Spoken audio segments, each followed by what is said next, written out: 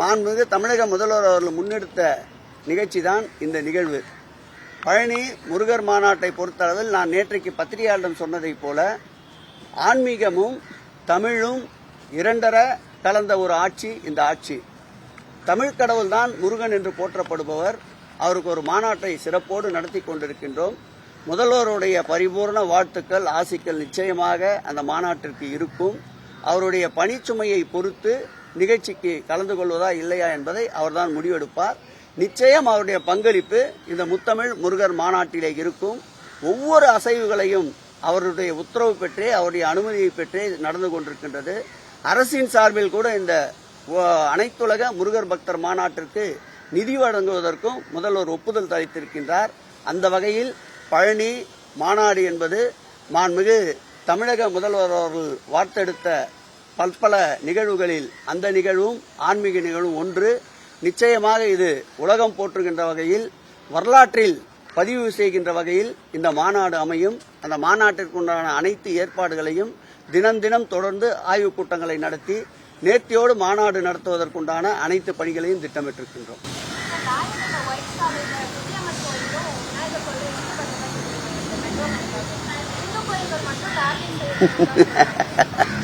பணிகள் நடைபெறுகின்ற நாட்டினுடைய வளர்ச்சி என்பது முக்கியமான ஒன்று.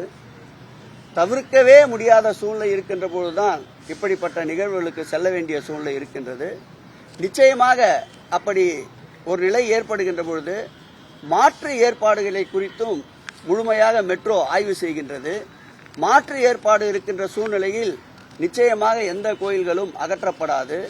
நீங்கள் சொல்வது போல் இந்த ஆட்சிக்கு இந்து கோயில்கள் மீது அக்கறை இருப்பதால் தான் 8721 திருக்கோயில்களுக்கு திருப்பணிகளுக்கு ஒப்புதல் அளித்திருக்கின்றோம். இந்த ஆட்சிக்கு இந்து கோயில்கள் மீது அக்கறை இருப்பதால் தான் 1000 ஆண்டுகள் பழமையான கோயில்களுக்கு 300 கோடி ரூபாயை அரசு மானியமாக வழங்கியிருக்கின்றது. இந்த ஆட்சிக்கு இந்து கோயில்கள் மீதும் ஆன்மீகவாதிகள் மீதும் அக்கறை இருப்பதால் தான் முக்திநாத் பயணத்திற்கு அரசு தருகின்ற மானியத்தை உயர்த்தி இருக்கின்றோம்.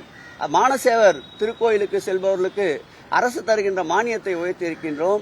காசி ராமேஸ்வரம் ஆன்மீக பயணத்திற்கு ஆண்டிற்கு 300 பேரை அழைத்து செல்கிறோம். அனைத்துலக முருகர் பக்தர் மாநாட்டுக்கு முன்பாகவே தமிழ் கடவுளாக போற்றப்படுகின்ற 6 படை வீடுகளில் இருக்கின்ற முருகன் கோயிலுக்கு 1000 பேர்களை கட்டணம் இல்லாமல் அழைத்து செல்கிறோம். ஆடி மாதத்தில் 1000 பேர்களை மூத்த குடிமக்களை கட்டணம் இல்லாமல் அழைத்து செல்கிறோம். அதேபோல் புரட்டாசி மாதத்தில் 1000 பக்தர்களை கட்டணம் இல்லாமல் திருக்கோயில்களுக்கு அழைத்து செல்கிறோம். ஆன்மீகத்தின் மீது அக்கறையுள்ள ஆட்சி என்பதால் தான் இத்தகைய திட்டங்களை இந்த ஆட்சியிலே செய்து கொண்டிருக்கின்றோம். வளர்ச்சிக்கு மெட்ரோ பணிகளுக்கு தேவைப்படுகிற இடங்களில் தவிர்க்க முடியாத சூழ்நிலைகளில் இதுபோன்ற சூழல் ஏற்படுகின்றது. அதற்கும் மாற்று ஏற்பாடை காண சொல்லி மாண்புமிகு முதல்வர் உத்தரவிட்டிருக்கின்றார். முடிந்த அளவிற்கு அந்த திருக்கோயில்கள் நீங்கள் சொன்னது போல் பாதுகாப்பதற்குண்டான நடவடிக்கையை இந்து சமய அறநிலையத்துறையும் மேற்கொள்ளும். இது ஒரு ஆன்மீக ஆட்சிதான். செய்திகளை உடனுக்குடனும் துல்லியமாகவும் தெரிந்து கொள்ள சப்ஸ்கிரைப் பண்ணுங்க.